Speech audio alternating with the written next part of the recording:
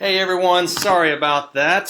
Small little technical glitch, but hey, we're here, and I'm excited to get started today on a topic that a lot of people have asked for: why dieting leads to disappointment. It's an amazing thing that every year we have people that want to get healthier. They have every wish, every desire. Everyone looks in the mirror and wants to lose those few pounds or wants to have a healthier lifestyle. And what they do is they start down a path listening to all of the fads, all of the diets, trying this, that, or the other. Most people have tried multiple times. A lot of people, unfortunately, have given up. And the whole idea about this presentation today is to try and educate people on why diets don't work, why they lead to disappointment. So let's kind of jump right in and see what this has to do. We start out with a definition. When you actually read Merriam-Webster's definition of diet, to cause to eat and drink sparingly or according to prescribed rules, that doesn't look appealing. It actually looks somewhat discouraging. It's depressing. That definition is awful. And in fact, one of the things that, somebody else pointed out to me, which I think is telling, is when you look at the word diet, the only thing a lot of people see is die. It's one of those feelings that people feel like, they're going to restrict themselves. They're going to inhibit, the things that they love or they enjoy. It's basically one of those things that you have to do as opposed to something you want to do. I mean, you start out with a terminology that starts out with disappointment. So, well, let's learn about something else, because this one just is not the way that you necessarily want to start a presentation with something that's that depressing. Let's talk about something called basal metabolic rate. Your BMR is the terminology. What this is if you wake up in the morning and never leave your bed, you don't move, you don't do anything, all you do is sit there. This is the amount of calories that you are going to burn simply by existing. In fact, if you want the calculation, there it is. It's very complicated. It's different for men versus women. Don't ask me how they got there. I have no idea, but that is the calculation that you use to determine your basal metabolic rate. But it's a very important number, because the reality is this. If you are not willing to move, if you are not willing to engage in some type of physical activity, there is a rate at which your body will burn calories. And we all know the formula. You have to have a 3,500 calorie, a number below what you burn in order to lose 1 pound in a week.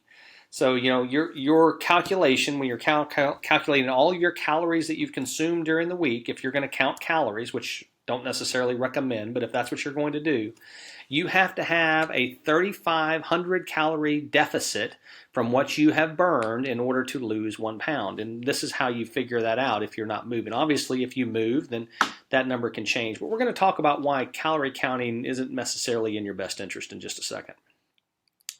The other thing I want to point out is this. I use this a lot. I talk about Einstein's definition of insanity all the time. And the reason why I do this is it seems like every January 1st, everyone always has the same goal. They always have that, health and wellness goal. And unfortunately, they always attack it in the same way. They all know exactly what to do. They all know exactly what they're going to do in a gym if they go there. They know exactly what foods they're going to try and eat. They know it's basically we all know what to do, and all of a sudden what we're going to do is we're just going to do that until we can't do it anymore, and then we're going to go back to the way we are. And for some reason, every year we think something's going to change, that somehow that result this time is going to be different than it was in the past. That's insanity, guys. We have to think different. We have to do things differently. Because if we keep doing the same thing, we're going to keep getting the same thing. So the whole idea behind today is to show you why what you think to be true and why you keep doing the things that you've been taught over all of these years and all the things you've read just don't work.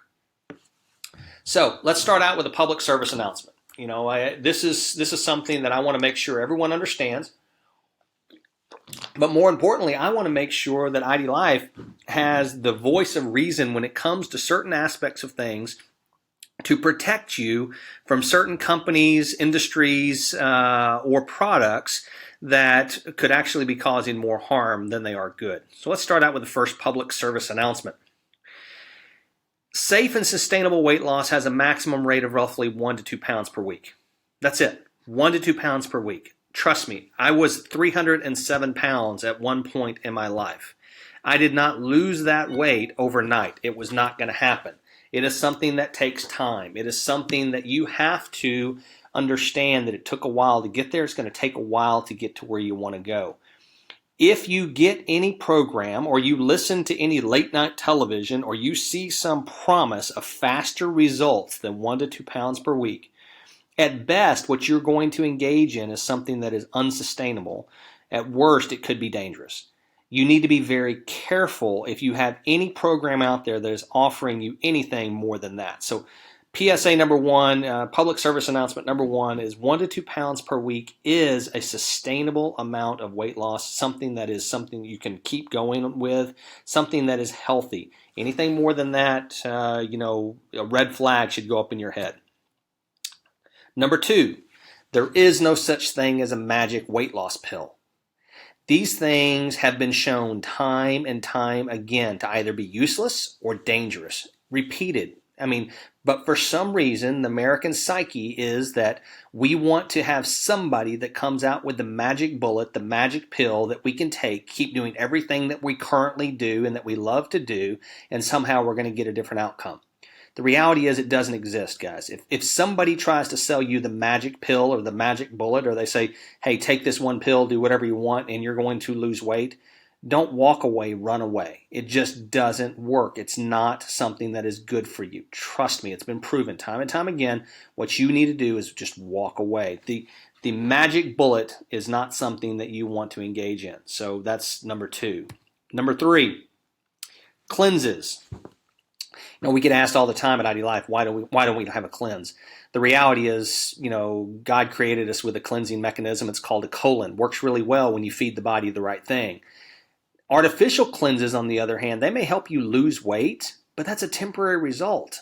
And it's unsustainable, and at worst, it could be dangerous. There are literally things that have been shown time and time again where ingredients used by companies for cleanses are actually doing more harm than they are good.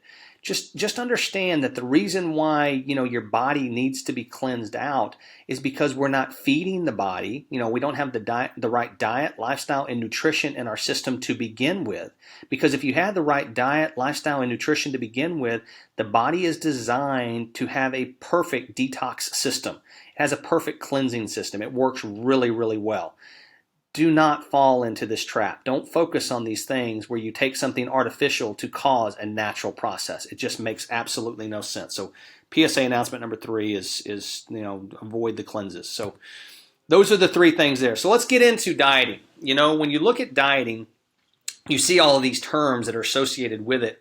And all of these things are things that you have to consider, that you have to take into consideration, that you have to think about when you're dieting. And part of that is why these things just simply don't work.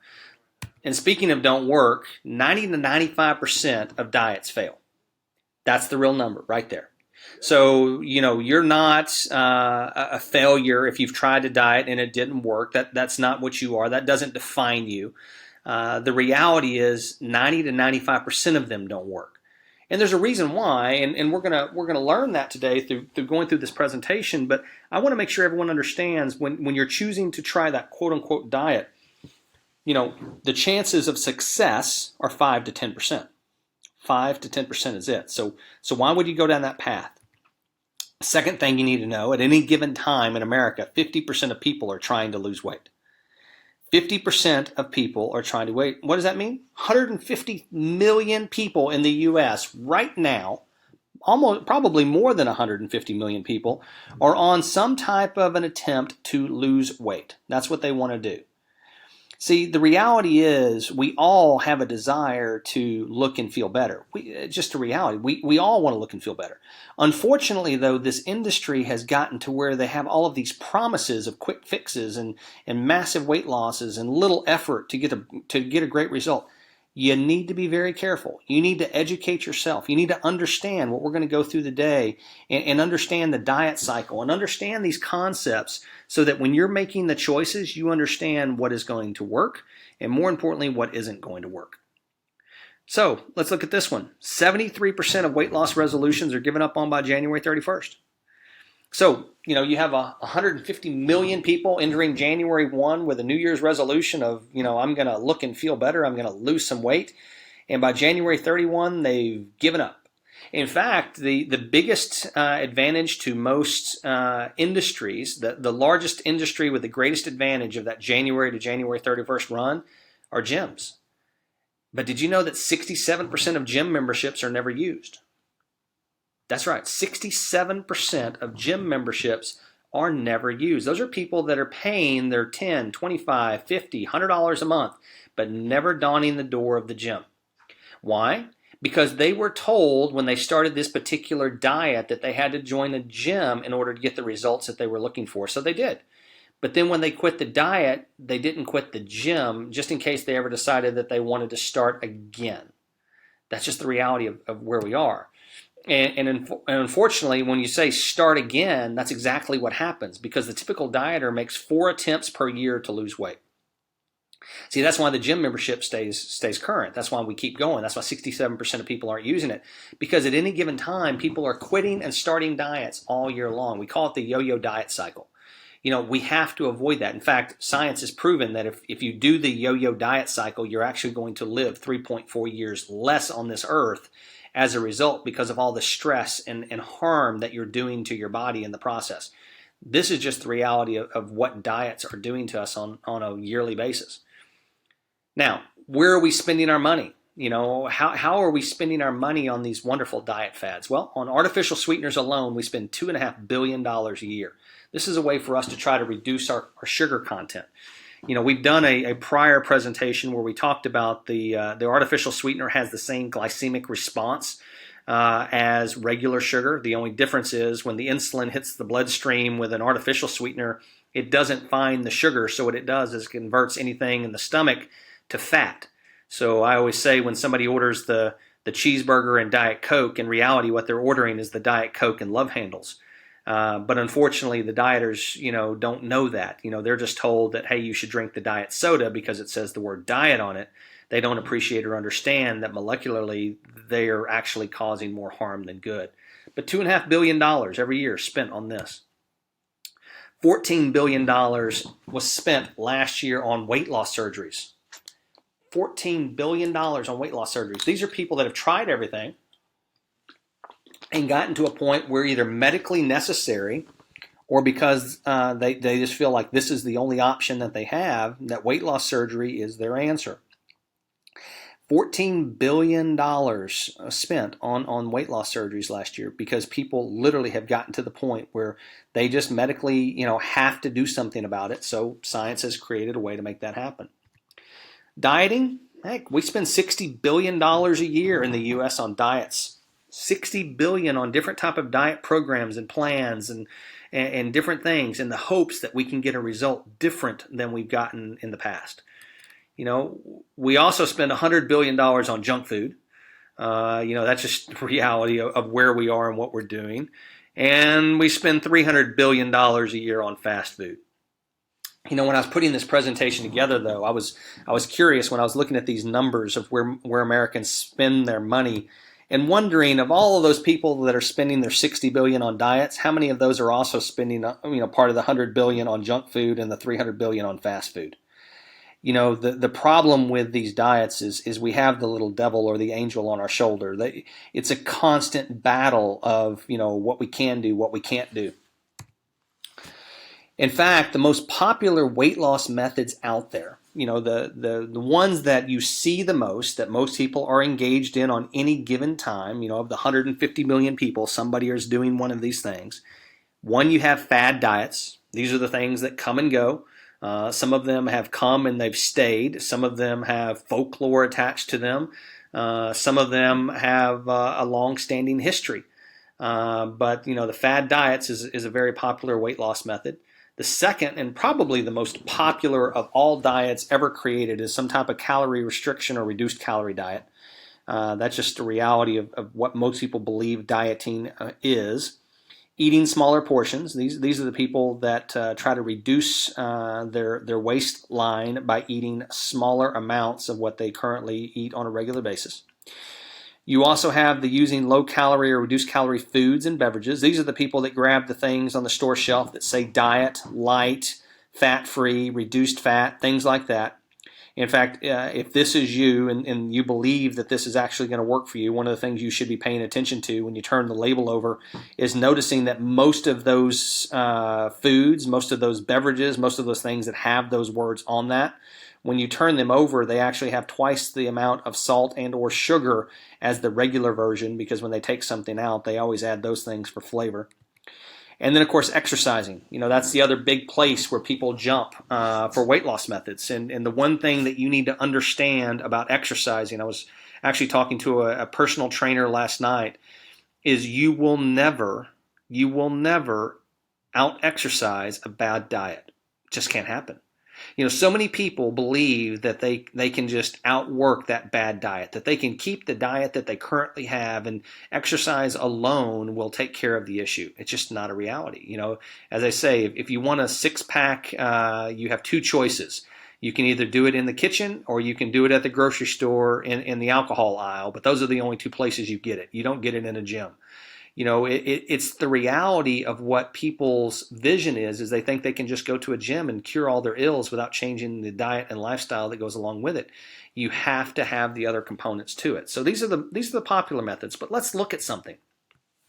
See, when we start down these popular methods of weight loss, we are fighting an extremely powerful tool. It's called our willpower. In fact, when you look at fad diets, usually what happens is they are defining certain foods as good and bad. Now, why does this affect the willpower? Well, because what if one of the bad foods on your fad diet is one of the foods that you love, one of the things you grew up eating, one of the things that grandma used to make for you when you were a kid? Now, does that mean every time you eat that you eat that it's a bad food, or more importantly, psychologically you think you're a bad person for eating that bad food? Your willpower is at play there. I mean, it's just one of those things that's non-sustainable. What about calorie restriction? Well, calorie restriction equals hunger. If you're going to, completely eliminate your normal calorie number, what's going to end up happening is you're going to be hungry, and your willpower is going to be tested. And then, of course, the other one is the nutritionally deficient diets. Those are the ones that limit you on things that you can eat. Those are things that say, they're going to eliminate complete food categories. That's going to cause cravings. There are certain things in those food categories that you've now eliminated that you like. Your body, wants. And in fact, psychologically, you may actually be addicted to. And that creates cravings. And all of this is going to result in willpower. So reality is when we go down these diets, all these, wonderful things that we talk about all the time, we are fighting our willpower constantly. So how good is our willpower? How good can we be? Now remember, 90 to 95% of diets fail. And the main reason is this willpower issue. So let's look at an example. And this is one that's, it's pretty simple. It's actually almost too simple when you talk about sugar, because the example here is a true addiction. In fact, if you look at the stats, sugar, this is an MRI of the brain of somebody who's taken cocaine and somebody who's taken sugar, and you notice that they're the same. You notice that the addiction level is the same. You notice that people have the same addiction. See, the problem that we have with diets is they basically tell you, hey, you have to take these things out of your diet. You have to stop eating these things. These things are bad. But the reality is we are addicted to them. There are programs out there, inpatient programs for people that are addicted to drugs. But unfortunately, we don't identify the addiction to food as just as strong or stronger. It is a reality. In fact, when you look at studies that have been done, you can see that, the food addiction cycle is as strong as just about anything. Now, obviously, heroin has its spikes, but it also has its valleys. Food, though, its addiction over us is crazy. That reward threshold is unreal. And in fact, we're fighting something even stronger when we're talking about the willpower and the addiction to food, especially as it applies to sugar. We're fighting something called the bliss point. See, the food industry, the processed food industry, has literally spent hundreds of millions, billions of dollars finding the bliss point for every food that you buy in a bag, jar, box, and can. That's right. See, what they do is they find the tipping point. They find that point where if they put just this certain amount of sugar in it, this is the most addictive it can possibly be, because if they put just a little bit more, it tips off and falls off the scale. They spend billions of dollars finding what the bliss point is on every one of their fast and convenient foods, so that when you hear a chip crunch from across the room, you can taste it, you can hear it, you automatically want it, and you have a desire for it. And chips are just one example. There's hundreds of examples of this, but the bliss point is a real deal. You need to actually do a little research on it, and you would be amazed at what lengths the processed food industry goes to addict us to their products. So, does America have a willpower over sugar? No. In fact, the average American is consuming 545 calories per day of sugar alone. So if the average American is consuming just under 2,400 calories and over 540 calories of it is sugar, do we have any type of control over this? Is willpower ever going to work? If we start on a diet that says, hey, sugar is bad, and you have to completely eliminate it from your diet, how successful are you going to be? You failed before you began. We are eating on an average 150 pounds of sugar a year, almost 12,000 pounds in a lifetime. This is something that is not going to be affected by our limitation of certain foods and things. So here's the top 5 reasons why diets fail. And you can see in there I put the insanity behind it, but we're going to give you some insane issues. Diets offer a temporary solution to a behavioral problem. See, the problem with most diets is they try to focus on the 40 inches around your waist. The reality is, if you want to truly change your life, if you want to really change your diet and lifestyle, and you want to improve your health, you have to focus on the 6 inches between your ears. That's right. You have to change your behavior. IdeaLife is in the behavior modification business, not the weight loss business. That's not what we do. We don't do body modification. We do behavior modification. We teach people how to change their diet, lifestyle, and nutrition. It's a 3-part system that literally gets people the results that they're looking for from a long-term standpoint. Second reason, they label foods good or bad. The reason why this doesn't work is because now all of a sudden, if you eat the bad food, you're a bad person. It's just not sustainable. It's not something that you should ever think about yourself.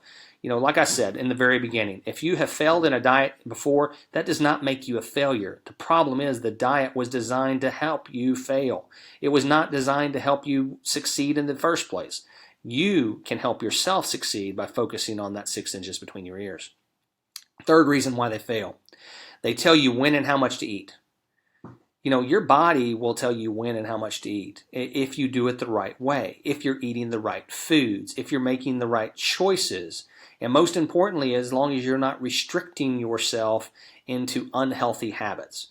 It's funny to me when certain diets have you do certain things at certain times of the day in certain amounts and all of these things, because that's not sustainable. It just isn't something that you can do long term. So that's another reason why they fail. Diets trick you into thinking they have a new way to lose weight. I hear this all the time. We have created a universally new way. Revolutionizing something. The reality is losing weight is not rocket science. It really does get down to the amount of calories you burn versus the amount of calories you consume. But what most people don't talk about is it's not a calorie as a calorie. That's actually a misnomer. The reality is the quality of the calorie that you consume versus the quality of the calorie that you burn and how you do it. See, people don't get into that part of the equation, and that's really how you get the results you're looking for. And diets don't address the lifestyle change required to achieve the desired result. See, all they want to do is see if within a 60 to 90 day period they can get you to lose some weight and you think it works. They're not actually trying to get you to change your lifestyle, change your habits, change the things that you have to change so that you don't bounce back to the way that you were. That's why these things fail. So let's look at the typical diet cycle, okay? And I hope that this is going to explain to everyone why the person that has said 1,000 times, well, I did this diet, and not only did I gain all that weight back, but I gained that weight back plus some. So we've established what your BMR is. We know that that's our basal metabolic rate. That's our baseline. That's how much we're going to burn if we don't do anything. So this is where we're starting day one. All right, so we start in day 90. You know what? We've lost some weight, but you notice that BMR baseline came down with us. See, when we start the weight loss program, what we're doing is we're losing fat and we're losing muscle at the same time. So when we're losing fat and we're losing muscle, unfortunately, our metabolism is also slowing down with us. And about 90 days is where most people decide, you know what, I've hit my goal, I'm happy, but now what I'm going to do, because I've only tried to do something that is short term, I've only focused on, you know, the aspect of restriction or calorie restriction or specific foods or eliminating food groups or doing something else crazy that the diet called for me to do. I'm done doing that. I'm going to revert back because I haven't really changed my habits. I'm going to revert back to the way that I was. So now what I'm going to do is I'm going to start day 1 of my weight gain. Now what's interesting about day 1 of the weight gain is on our way up by day 90, we're right back to where we were from a weight standpoint. But you notice something about that BMR baseline? You notice something about the metabolic rate? You notice something about your metabolism? It's still down. It's still down there where you are or were when you lost the weight. So what happens if we keep eating the way that we started, but yet now all of a sudden we're on our way back up? Well, the metabolism, that BMR catches back up to us at about day 120, sometimes day 150, depending on what we're doing. So as a result, what happens is we started out someplace, we lost weight, got what we were looking for, we reverted back to our old habits, and unfortunately our metabolism took a while to catch back up to the new habits. And by the time it caught back up, guess what? We had gained that weight back plus some. That's the diet cycle. That's what people enter into on a regular basis. This is why diets don't work. And more importantly, this is why the yo-yo diets actually cause more harm than they do good. It is literally something that is designed biologically to put you into this failure mode. Again, you're not a failure. This is not something that, you know, you were taught. It's not something that anyone really knows. It's funny when we travel around the country and teach people this, that so many people just don't know that this is what happens to them. And they don't understand that this is the battle that they're fighting. So how many people have you heard this from? I've lost the same 30 pounds 3 times. You know, this I hear all the time. I've tried everything. I've lost the same 30 pounds and got it back. Well, the reality is you haven't. Because see, when you actually look at the numbers, when you were going down, you were losing fat and lean muscle. On your way back up, you were just putting on fat. On your way down, fat and lean muscle. On your way back up, you were just putting on fat. So see, in reality, you're not losing the same 30 pounds. In fact, what's happening is your body fat percentage is going up every time you do this. See, because here's the reality. Muscle in your body, you know, and by the way, if anyone's ever told you muscle weighs more than fat, you know, remember Galileo from school. Galileo is the guy that dropped from the Leaning Tower of Pisa the feathers and the rocks at the same time, and they hit the ground at the same time because they both weighed a pound. You know, we've established that. A pound of muscle is about density. It's about the size of a fist. A pound of fat is the size of 2 fists. That's what you need to remember. But from a calorie burning perspective, that's the most important thing, because a pound of muscle will burn 7 to 10 calories a day. A pound of fat, about 2 to 3 calories a day. So when we get on these yo-yo diets and all we keep doing is putting on the fat and losing the lean muscle, okay, because remember when we go back up, we're just putting on the fat, what we're also doing is reducing our metabolism, our burn rate, our BMR, that rate at which we're going to burn calories if we don't do anything, if we stay inactive. So as a result, what ends up happening, if we keep eating everything that we normally ate before we ever started the program, what happens? We gain weight because our BMR is lower. So see, what we want to do is we really want to focus on putting more muscle on our body. So let's talk about keeping it simple. You know, diets do not have to be complicated. If you really want to diet, you do not have to complicate it. Let's keep it super simple. We want to focus on fat loss, not weight loss. See, this is a visual that you should pay attention to, because the reality is you want to get rid of the thing on the right. You do not want to get rid of the thing on the left. Most diets, when you actually look at them, you are losing lean muscle, water, that's water weight, and fat all at the same time. Now, the problem is you need the water because you need to stay hydrated. You want the lean muscle because that's your fat burner. That's the one that's really going to keep that fire burning. That's the one that keeps the metabolism burning at the highest rate. That's the one that's burning 7 to 10 calories a day for every pound that you have. We don't want to lose the water or the lean muscle. We just want to lose the fat. But so many programs are just focusing on getting you a better number on the scale, not focusing on getting you a better number on your body fat percentage. So that's the thing. We need to focus on fat loss, not weight loss. And those are the kinds of programs we need to be looking for. Because see, here's two people that weigh 175 pounds. If your whole goal was to be 175 pounds and you're 35% body fat, guess what? This is what you're going to look like. But yet if you're a 20% body fat 175 pounder, that means you have a lot of lean muscle on your body. You look a lot healthier. You look a lot leaner. And more importantly, your metabolism is much higher, which means you can eat more and still burn that off because your basal metabolic rate, your BMR, is higher because of your body fat percentage is so much lower. So remember, we want to focus on fat loss, not weight loss. That's a true measure of health. That's a diet that actually can work. How do your clothes feel? Forget the scale for a second. The scale is a number. It does not define you. It's not who you are. How are your clothes fitting? You know, it's interesting, we have an event coming up at Revolution, and we're going to be announcing a partnership with a company that's actually going to help us get people the information that they need so that they can start focusing on the true measures of health, including, how much muscle they have on their body as opposed to how much they weigh.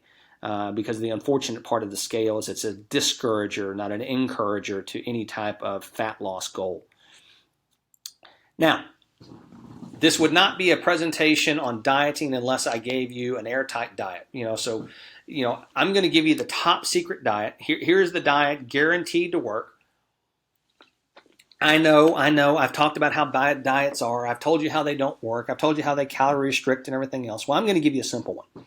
I'm going to give you the diet that you probably don't want to hear, but most importantly, the diet that will work. That's the one thing about IDLife is we're always going to tell you what you need to hear, not always what you want to hear. And the good news is you come back 18 months, 24 months from now, we'll still be saying the same thing because nutritional science doesn't really change. It really is pretty much founded in how we were created. And as long as you do what is required in that area, you will get the results that you're looking for. So here's the diet. Here's the easy thing to follow. Half your plate should be colorful. Half your plate on every meal should be colorful. The other half, you can have your browns, your tans, your whites, your blacks, your other things that you typically eat on a regular basis. The American cuisine is pretty boring. It really is. If you actually look at what we're eating on a regular basis, the fast foods, the junk foods, and everything else, they're just not very colorful. If half of your plate is fruits and vegetables, the reality is you can have whatever you want on the other half of the plate and you'll be okay. You'll actually be in a much better state than you are currently. Because the reality is this, 74% of Americans do not eat their fruits and vegetables every day. The minimum amount of fruits and vegetables every day. Your body is craving these fruits and vegetables. It was what we were designed to eat. They need these things. So if you'll do this is the easiest diet in the world. You notice I'm not talking about counting calories. I'm not talking about restricting calories. I'm not talking about, eliminating foods. I'm not talking about any of that stuff. I'm literally saying if half your plate is colorful, if half your plate is fruits and vegetables, the other half can be whatever you desire. Watch what that does to your waistline. Watch what it does to your energy. Watch what it does to you overall. That's a lifestyle you can follow. That's a diet that is sustainable and attainable for anyone and everyone. IDLife is all about Healthy Simplified. It's all about trying to give you simple solutions to complex issues. And complex issues only because it's been complicated by a wealth of marketing propaganda and information that makes no sense, designed to put you into a cycle of product usage that doesn't get you the results you're looking for. IDLife is different. We're all about trying to get you real results, trying to really help you and the people that you care about and that you love get the results that they're looking for. In fact, one of the things that we've designed is what we call the IDLife experience. The whole idea behind the experience is to give you the nutrients and the supplements to support healthy lifestyle choices that follow along, kind of the program that we just outlined, the true measure. It's not skipping meals. It's actually understanding that you need electrolyte replenishment in the afternoon and to drink more water to fill your nutritional gaps that you have with ID Nutrition, and most importantly, not to skip out on your sleep. And understand how important that sleep is. And more importantly, to take away the biggest excuse that we have for all three of those, which is time and taste. we take that completely out of the equation because everything tastes great and it takes almost no time. It's 3 simple steps in less than 3 minutes a day. You should really check it out. If you want to know more about IDLife, every Monday night, our CEO and founder, Logan Stout, does an event on this page, right here on this same place that I am now. I encourage you to plug in, find out what IDLife is about, find out why we have this movement, find out why we call it a revolution, because we truly are going to be the voice of reason. If you want to see me, every Tuesday night I'm out at the Texas Star Golf Course and Conference Center in Fort Worth, or I guess Euless, Texas. I'll be there again next Tuesday night at 7 p.m. Central Time. Love to see you, love to talk to you.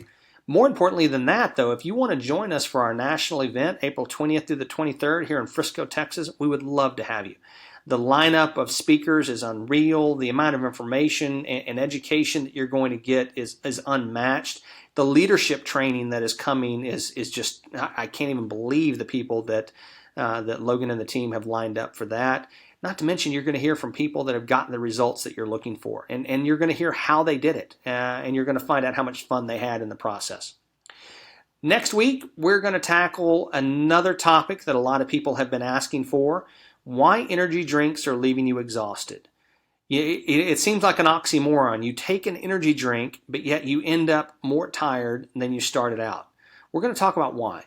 We're going to talk about how a lot of energy drinks are made. We're going to talk about what the effect is on the body. We're going to talk about genetically how some of us are made up and how these things are actually causing more harm than they are good.